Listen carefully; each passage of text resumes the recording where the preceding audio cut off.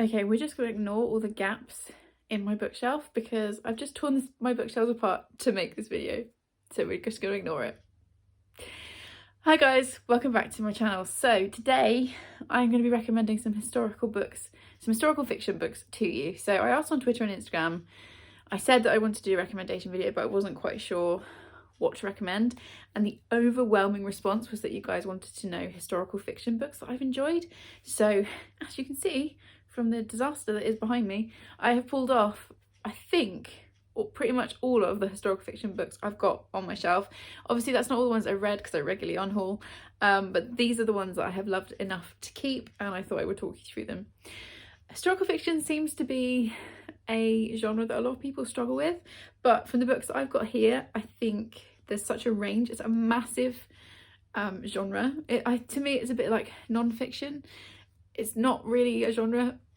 There's just such a breadth. So I've tried to put them roughly into chronological order, starting with the oldest books, like the oldest set in time, not the oldest on my shelf, roughly.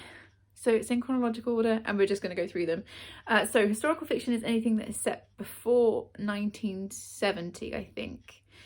That's what I'm counting here. So we'll just go through and see, and hopefully you guys will get some recommendations. So going back furthest in time on my shelf is Cersei by Madeline Miller.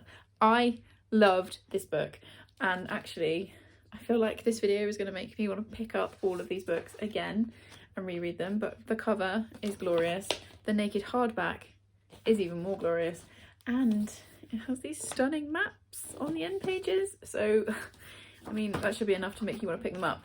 I really enjoyed this. This was the first Madeline Miller book I read. I've also read Song of Achilles, which was her debut.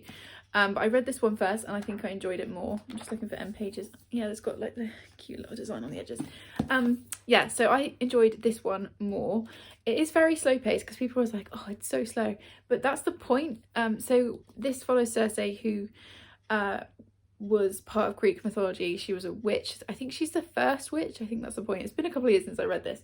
But we follow her from her childhood throughout her entire life. She gets banished to an island because she does something. She gets banished, and because she's like a figure on the edge of loads of Greek myths and legends, we meet so many people and she comes into contact with so many people throughout her life, which is also a really long life because she's a goddess.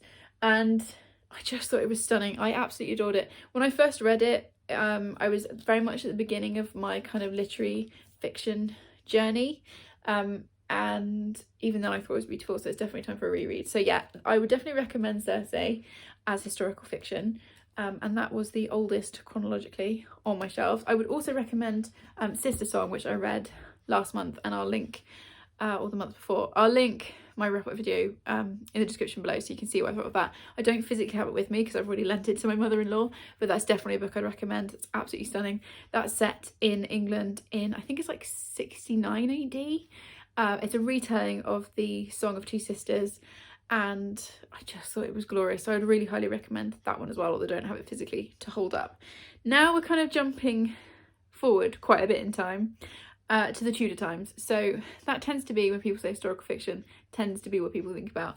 And I've got four books that are set sort of around that period, but they're four very different books, and I've kind of chosen them for that reason, to show the breadth of what you get within historical fiction.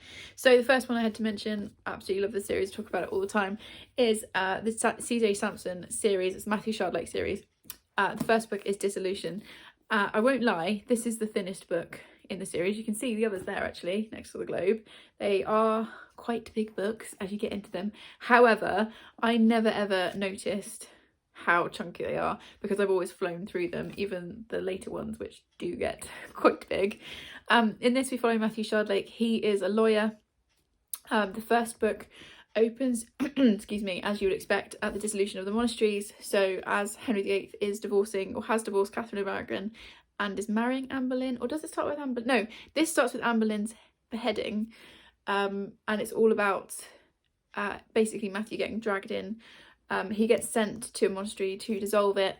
While he's there, a murder takes place, and it's very much like a locked in mystery because it snowed, they can't get out, somebody within the building, you know, one of the monks or someone who was living there has committed this murder. He's got to work out who it was, and then the following books follow different mysteries each time. So we still get Matthew Shardlake as our main character, and we follow him throughout Henry VIII's reign and into Elizabeth's reign as well.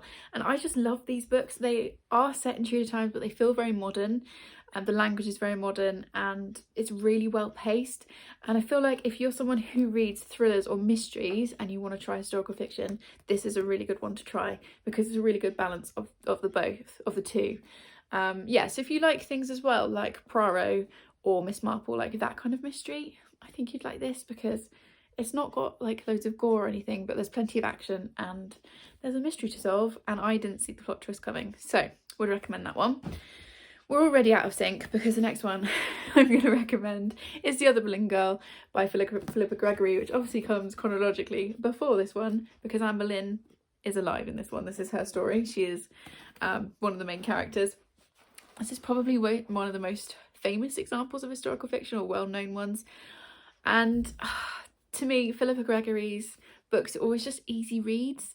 So if you're new to the genre again and you're worried about it being slow or difficult to get through, I would recommend one of these. Particularly The Other Boleyn Girl is probably my favourite of her books. And this follows Anne Boleyn's sister, who's the other Boleyn girl, Mary, who was Henry VIII's mistress before her sister was. And it follows her and her life and what happens to her after her sister comes to power, and then it follows what happens to her sister. And I just think they're really well paced, easy to read and fun. So there's that one. Then I'm going to recommend something slightly different, and that is the Cineta by Megan Campisi. And can we just talk about this cover? I feel like this video is going to be like 50% of me going, look how beautiful the cover is, look how nice the spine is. It's just like one of my favourite things that I own. And the end pages are also really beautiful. This is technically not historical fiction because it's set in an alternative Elizabethan London. So we have, I think it's Queen Bess on the throne and her sister May or something. It's very close to Elizabethan London, but it's not quite. And it's set, so it's all, yeah, it's kind of historical fiction crossed with fantasy, I guess. It's an odd one, but I'm putting it in because I think it sort of fits. And again, if you're looking for a way into the genre, this would probably be quite a good introduction. This is set in a world where sin eaters are women who have been condemned for one reason or another. They aren't allowed to speak, but they get called to the deathbeds of dying people. Those dying people confess their sins, and then the sin eater has to eat certain foods that correspond with that person's sin, so that then that person dies without those sins and the sin eater has to carry the sins. And we follow a girl who becomes a sin eater. I think she steals a loaf of bread or she does something really minor, and it's about her life as a sin eater and her coming to understand a bit more about what's going on and the way women are treated. And I thought it was fantastic. It's a debut novel. I think I gave it 4 stars when I read it last year. And it says on the front, can you uncover the truth when you're forbidden from speaking it? Because one of the problems that the main character has is that she's not allowed to speak. So on the back it says, an old adage says that there are really only two stories. A man goes on a voyage and a stranger arrives in town. This is the third. A woman breaks the rules. And I just thought it was really well done. And like I said, it's kind of technically not historical fiction, but I'm chucking it in there anyway because I think if you're looking for a way in, this could be a good one. Okay, next is one of my favourite books of last year, and that was Hamlet by Maggie O'Farrell. And this is just stunning.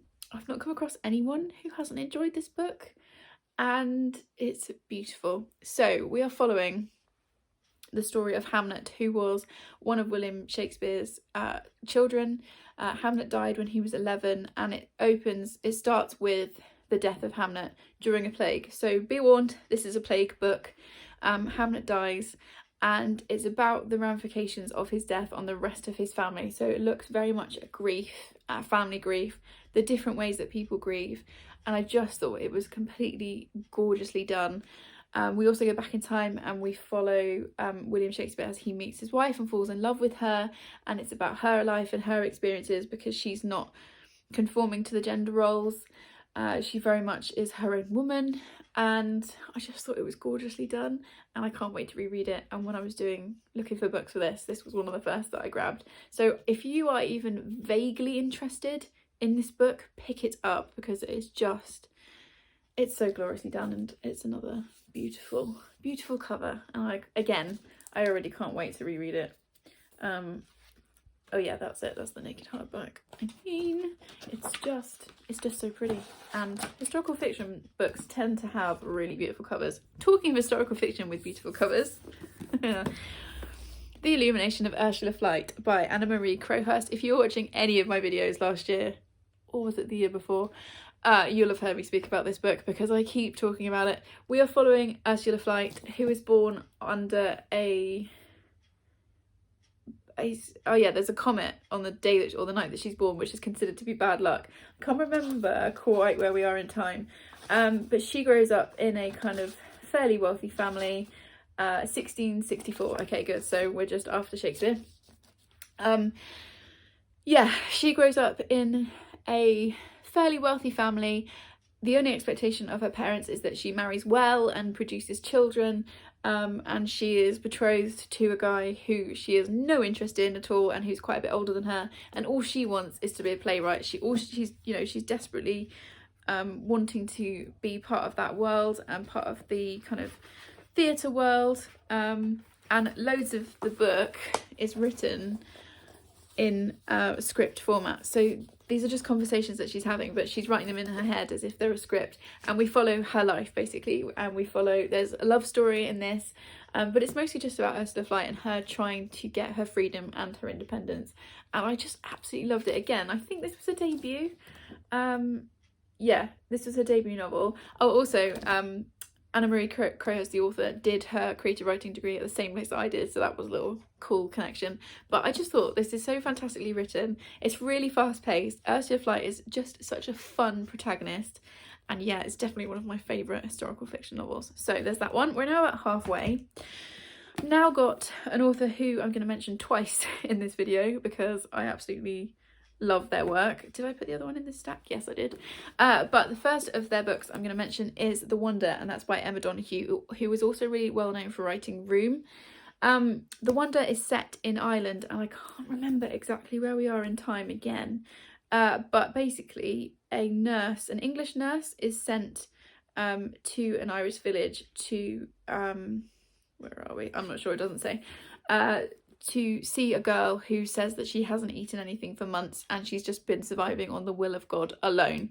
And the nurse is sent to go and check this out, see what's going on, find out how it's being done. She is very skeptical of this so-called miraculous girl, and so she goes to this tiny village to find out what's going on, and it's about the story of what happens, and I just thought it was brilliant. It's got a really good mystery to it. I couldn't work out for ages what was going on. I didn't see the twist coming, which I always really enjoy, and again, if you like a mystery, I feel like this is a really good mix of the two, and Emma Donoghue's writing is stunning, which is why she's going to come up again a bit later. Another person whose books I really enjoy is Margaret Atwood, and so I had to throw in her historical fiction novel, Alias Grace, where are we in time? I should really have looked this up, but I think this is like 1900s, something like that. But this is, no, it's not in there.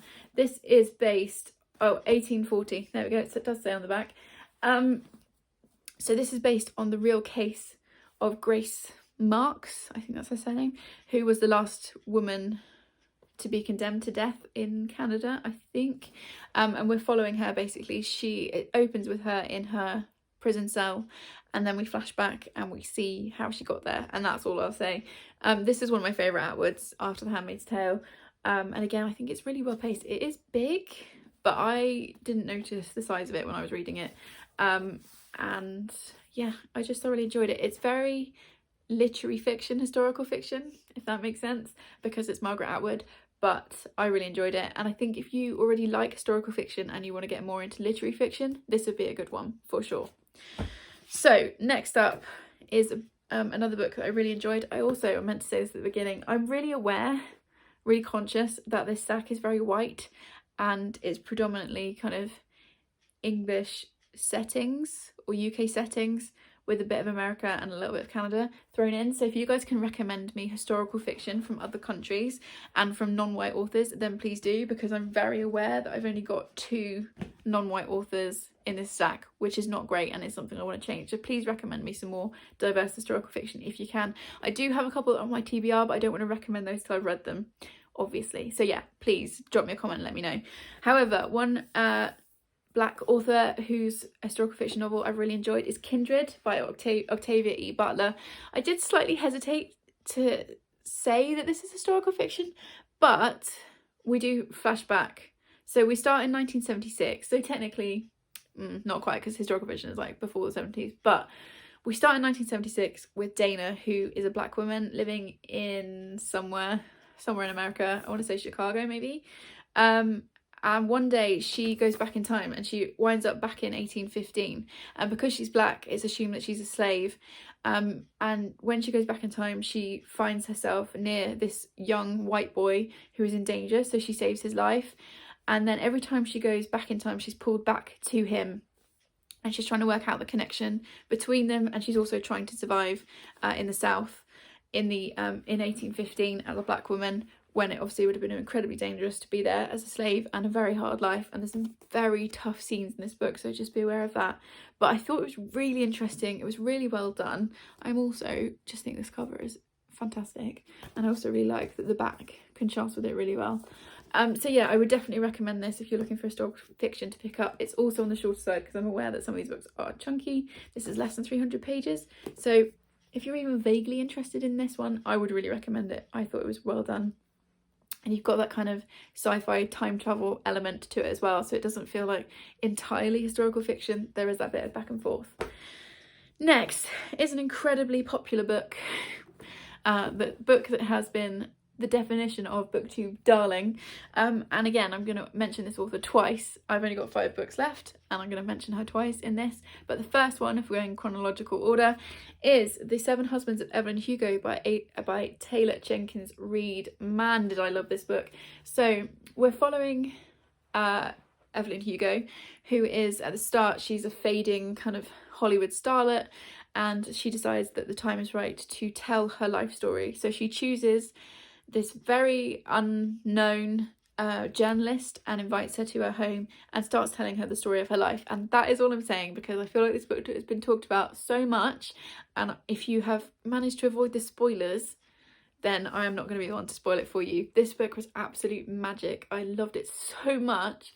I read it on audiobook. It's one of the first audiobooks I actually read as an adult, and I thoroughly enjoyed it. Would really recommend the audiobook if you can get it. It's full cast narration and it was fantastically done, and I am definitely going to be rereading it in physical format as soon as I can, really. But I like to leave a little bit of space, and I think I read it about 18 months ago, so the time is probably right for a reread. Another beautiful cover, and then you've got that on the inside, and it's just read it. It's fantastic. Okay, we've already talked about Emma Donoghue once, but we're now back with her because we are in the 1918, we're in 1918, I think, yes, in Dublin. And that is The Pull of the Stars. Oh, one of my favourite books of this year so far. Yeah, we are in, it is Dublin. Dublin, 1918. Ooh, we've got World War One, Two, One. I'm really bad with historical dates. World War One is happening, and we've also got a pandemic, a flu pandemic. So this is another plague book. And we're following a nurse who is working on a maternity ward. So she's looking after women who are heavily pregnant and have got this flu.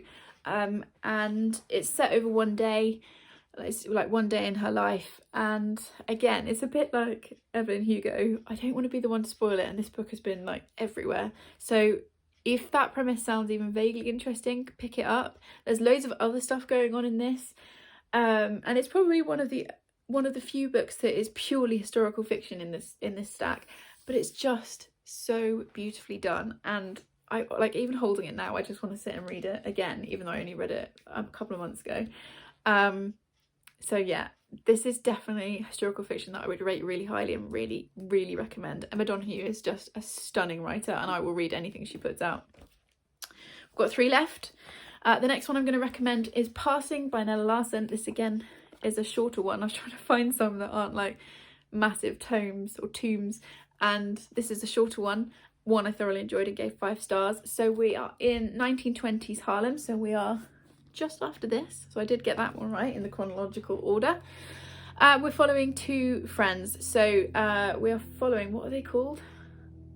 Irene and Claire. So Irene and Claire were kind of friends growing up. They're both black women, but Claire is able to pass as a white woman, which she decides to do. And after school, the two of them have kind of gone on separate paths, and then they cross paths again. I think we're in Harlem, yeah.